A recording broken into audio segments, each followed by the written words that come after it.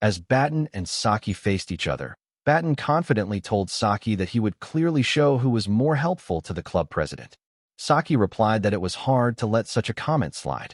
Batten thought to himself that Saki's main weapon was a longbow, and since they were not in subspace, she couldn't even shoot her arrows. All he needed to do was maintain his distance and stack debuffs. As Hana signaled the start of the duel, both Batten and Saki readied themselves to strike. Suddenly, Saki grabbed her bow and ran in the opposite direction.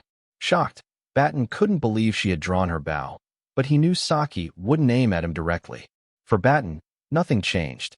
He just needed to manage the debuffs correctly. In an instant, however, Saki appeared directly in front of him. Before Batten could react, she struck his back with her bow, sending him flying into the air and breaking a door. Everyone watching was stunned. Smiling, Saki turned to Kong and said, "You're done judging, right?" Kong remained silent while Batten healed himself after being defeated by Saki in a single strike. The scene then shifted to 4 days before the festival. Kong and everyone had gathered and were busy preparing. Kong observed that everyone was working diligently, even better than he had expected. Chloe was assigned as the kitchen assistant and was busy learning to cook. Hana was handling management and ingredient purchases, assuring Kong that she had ordered everything he had listed, enough for 3 days, scheduled to arrive the day after tomorrow. Batten, acting as operations manager and general manager, was worried. He had already finished renting the booth, but now the tables, chairs, and other setup remained. He wondered how he could complete everything on time.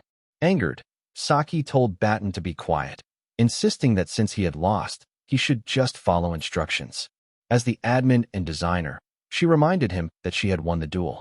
Kong intervened, telling Saki that it was his judgment and that she should help him. Saki seemed irritated by this, but Kong thought to himself that if it were sushi, they would work well together. However, this might turn into a one-person show. More importantly, the festival was long, and using the blessing of the god of 50 seconds wouldn't be enough. Kong realized that he had never properly enjoyed a festival, having worked non-stop since he was 17, never experiencing such leisure. Perhaps that was why he had been oddly drawn to the game Miracle Blessing M, secretly hoping for a normal, uneventful life. That hope had ended around his second year, when the demons noticed Leon. Looking out the window, Kong reflected that this might be the last festival they would have at the academy. Hana approached and asked why he looked so sad and what he was thinking. She further remarked that he seemed as if this festival might be his last. Surprised, Kong wondered if Hana could read his mind. Hana then reminded him, "Do you remember when I first joined your club?" Kong inquired what Hana had said, and seeing that he did not remember, Hana told him to forget it. If he didn't recall, it was no problem. Kong then told Batten and Saki that he was going out for a moment. Saki asked where he was going, and Kong replied that he would explain later, instructing her to handle things in his absence. The scene then shifted to Professor Damien's classroom. Upon seeing Kong, Professor Damien remarked that he had just been making some tea and offered Kong a cup, explaining that it was black tea imported directly from Russia with an exquisite aroma. Kong thanked the professor but replied that he had a black tea allergy. Hearing this, Professor Damien simply said that it couldn't be helped. Kong noticed a stone on the professor's desk and asked about it. Professor Damien explained that it was a sample he had obtained by chance recently. While it looked like an ordinary stone, traces of mana flowed through it. He offered to give Kong a piece, but Kong politely declined. Professor Damien then expressed his gladness that Kong had come to see him and encouraged him to ask any questions. He promised to answer sincerely to the extent of his knowledge. Kong mentioned that his question was about what he had asked previously. "May the blessing of God be with you." Professor Damien nodded and admitted that the topic had also troubled him. He had conducted his own research and had found some relevant information. As he searched through a book, he told Kong that he had even traveled all the way to Russia to obtain it. Kong asked if it was because of him, and Professor Damien explained that Kong had given him the lead, but his own curiosity as a scholar had driven him as well. Scholars were naturally like that. In the end, it was thanks to Kong, but there was something even more important. Professor Damien reminded Kong that in class he had explained how academia classifies blessings into 4 tiers: arch-spirits, guardian spirits, elemental spirits, and soul spirits. This classification is based on the entity that grants the blessing. These spirits are transcendental, yet inevitable beings. Professor Damien then asked Kong if he remembered the last thing he had said in a previous discussion. Kong replied that the professor had stated there were no gods left in the world. Professor Damien praised Kang's excellent memory and then asked if he would be interested in becoming his disciple. Kong thanked him, but said he had no intention of pursuing academia. Professor Damien expressed that it was a shame, but continued, pointing out a weakness in that earlier statement. He led Kong on a conceptual journey back to the mythic age.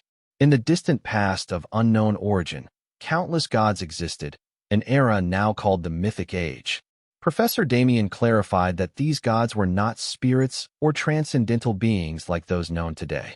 They had no emotions, no mind, no physical body, existing more as pure concepts. Kong asked what he meant by that, and the professor explained further. The tier difference was vast. Spirits, in comparison, were like fireflies before the sun when measured against these absolute gods. They were free of mortal limitations, yet even they could not escape death. Kong listened intently, trying to process the complexity of what he was learning, feeling increasingly confused but deeply intrigued.